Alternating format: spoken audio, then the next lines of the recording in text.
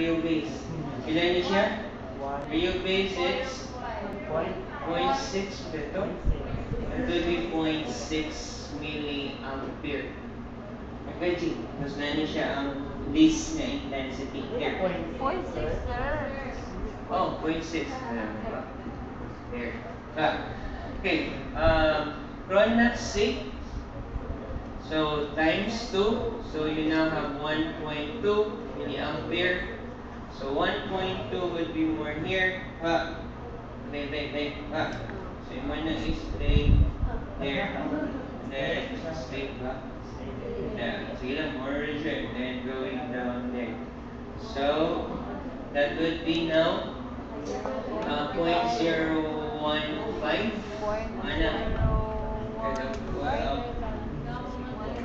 0.15 millisecond.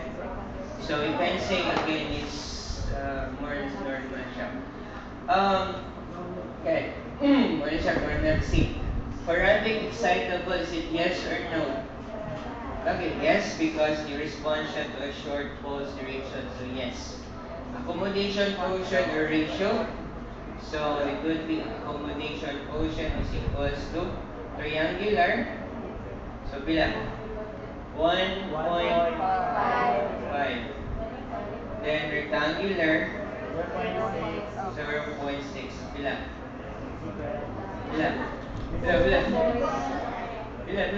ratio. 1.5 divided by 0.6. Kasi calculate na yung calculator. Now get 3. So third time. Okay. Next. What else? Then continuous measure. So that's how you're going to interpret that using your SDC curve. Okay na? Continue ang sample part. Oh. Yeah, ito rin mo po. Basta na kayo mo nasa short. So ang minimum at least 100. Yeah, rather short. So at least 6 double pulses of pulse duration. 1.5. Okay, sa triangular. Di mo man equal. Basta same, ang important yan eh. Mag-accommodation quotient ka, same ang pulse duration sa niya.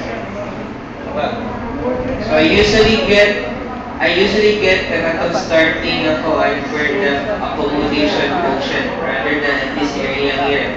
So they have usually okay, here.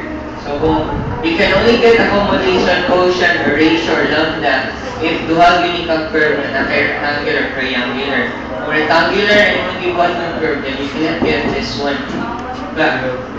Okay, clear?